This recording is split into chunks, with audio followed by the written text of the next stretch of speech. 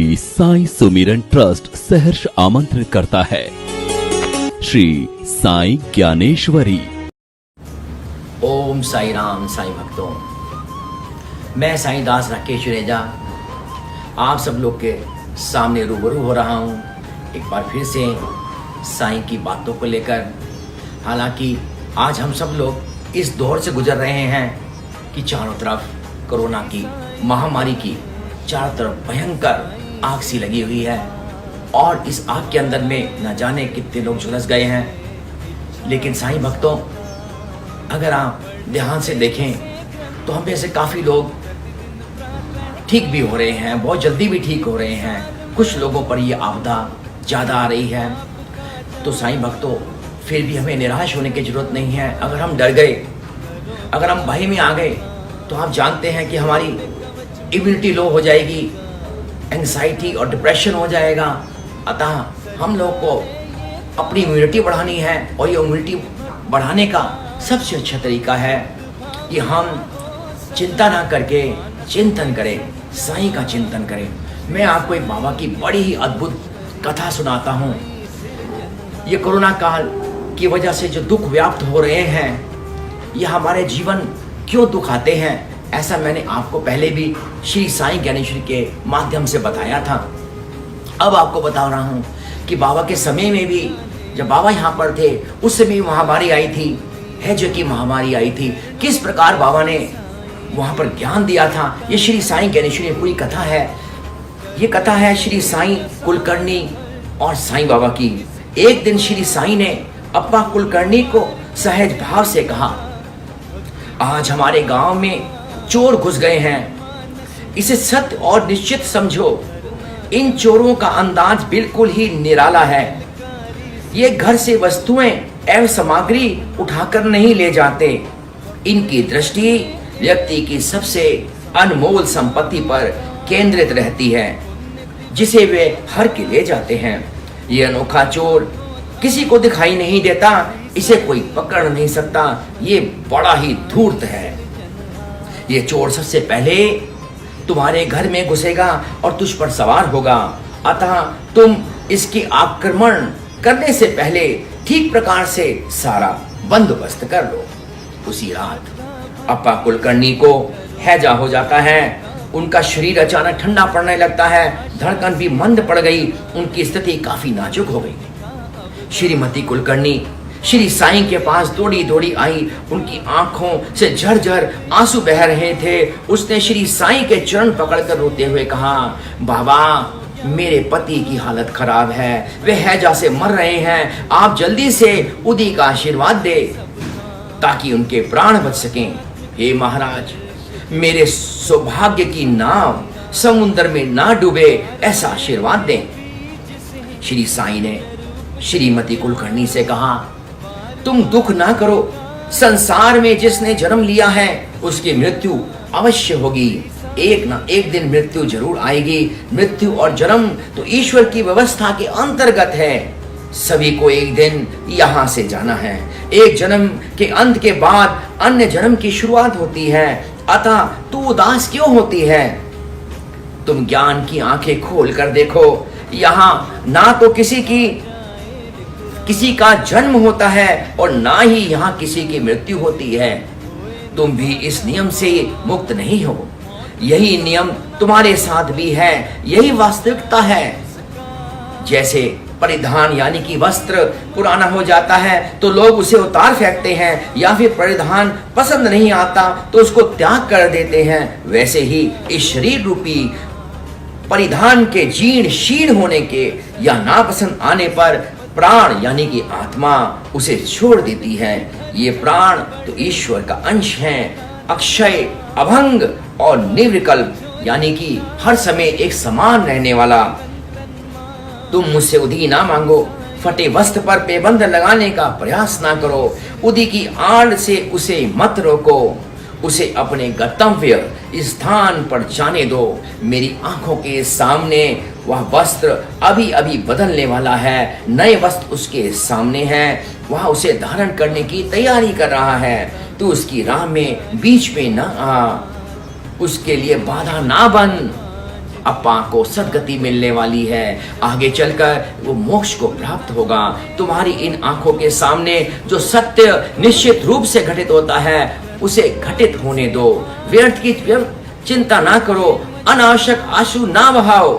श्री साईं ने श्रीमती कुलकर्णी को घर लौट जाने को कहा। उसकी आंखों के सामने कुछ ही क्षण में अप्पा के प्राण निकल गए।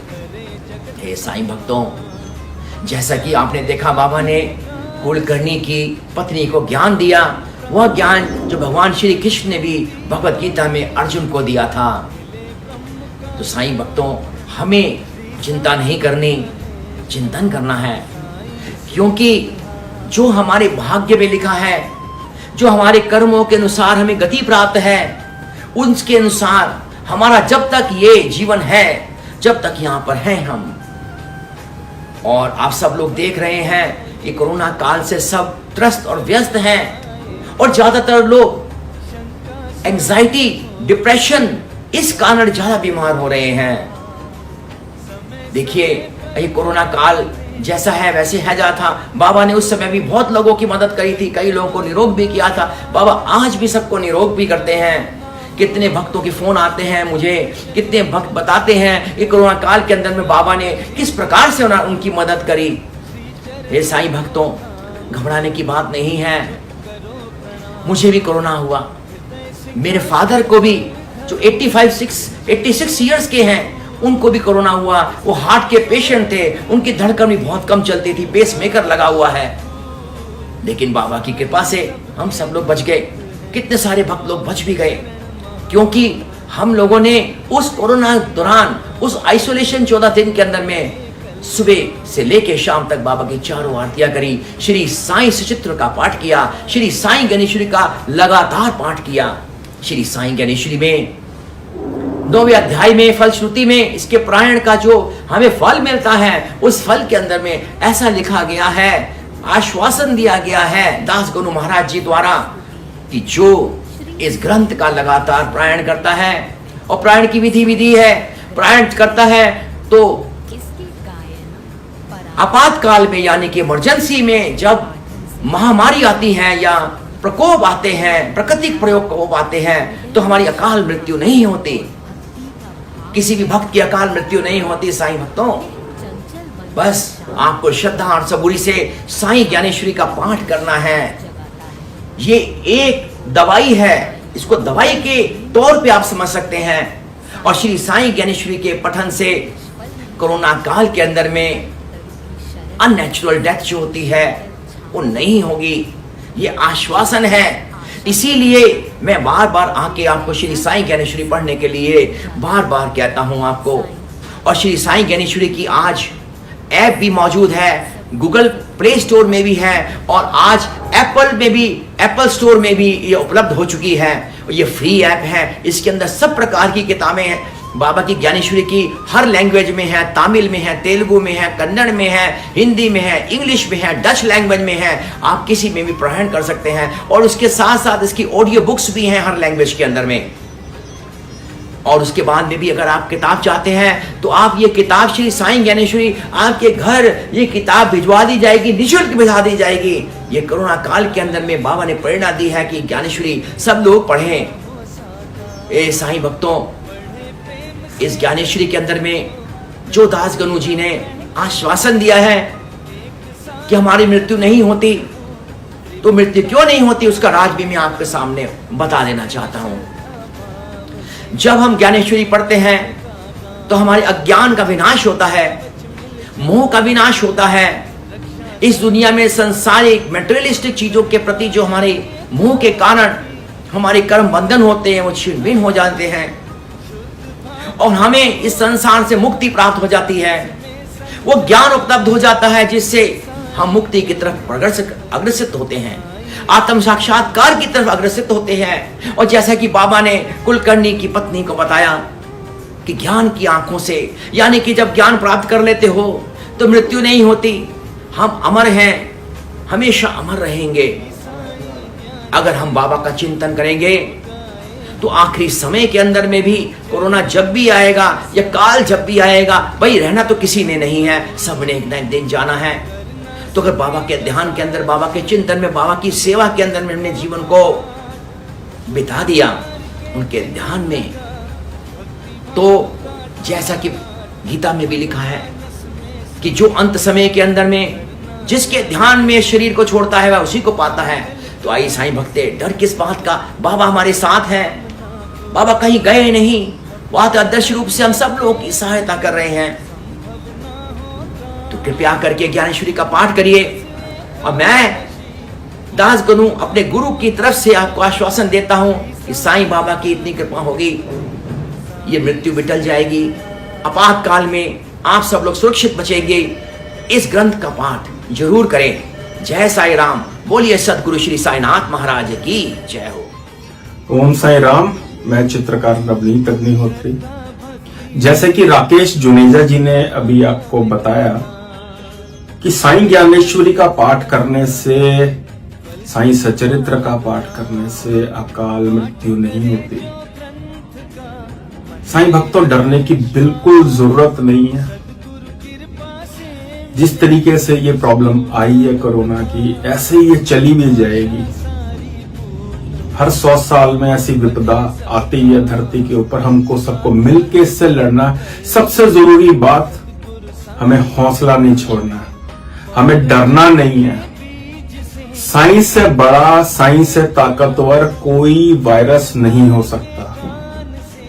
जब हम अपने अंदर ये बात बिठा लेंगे कि हमारे अंदर साईं का अंश है, हम साईं के बच्चे हैं, साईं की शक्ति हमारे अंदर है, और साईं का हम जाप करते रहेंगे साथ साथ, तो कोई भी वायरस हमारा कुछ नहीं बिगाड़ पाएगा। अगर अंदर होगा भी तो बाबा से लड़ के वो हार के निकल जाएगा। लोग निकल भी रहे हैं इस जाल में से, लेकिन जो डर रहे हैं वो फंस रहे हैं।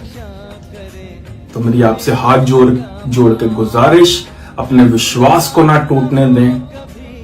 जो आपका बाबा के प्रति, अपने ईश्वर के प्रति, आप किसी भी देवी देवता को मानते हैं, जो आपका विश्वास है उसको टूटने ना दें। अपना हौसला बनाए रखें, और आपके साथ जो जुड़े हुए लोग हैं उनको भी आप हौसला दें कि घबराना नहीं है। कोई भी पावर, कोई भी शक्ति हमारे ईश्वर से बड़ी नहीं हो सकती है। जैसे राकेश जी ने अभी बताया कि साईं ज्ञानेश्वरी का पाठ करें, साईं सच्चरित्र का पाठ करें।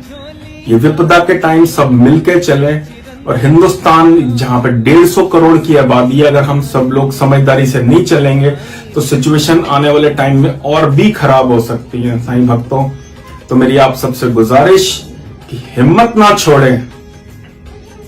साईं से ऊपर कुछ नहीं है। जीवन और मरण ये सिर्फ ईश्वर के हाथ में है, और जो चीज है ही ईश्वर के हाथ, उसके लिए हम इतना ज्यादा चिंतित क्यों हो रहे हैं? ये जो मौत का भय है, ये जो डर है, ये सबसे बड़ा कारण है इस समय इतना लोग इसके अंदर उलझते जा रहे हैं, फंसते जा रहे हैं। माना कि बहुत अपने चले गए इसके अंदर, बहुत से लोगों को बहुत परेशानी हुई है इसके अंदर।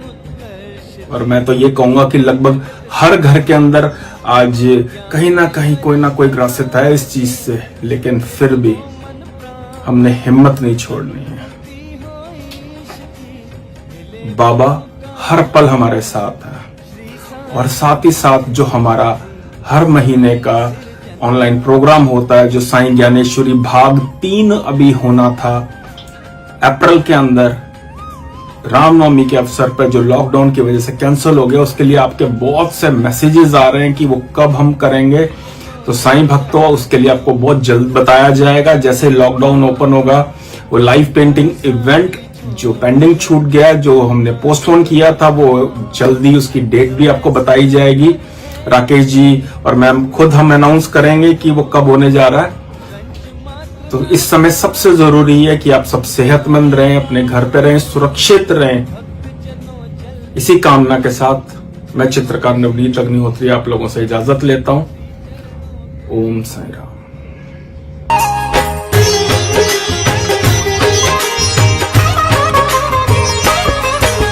श्री साई ज्ञानेश्वरी साई सिरजनहार, पारायण कर प्रेम से इच्छा हो साकार।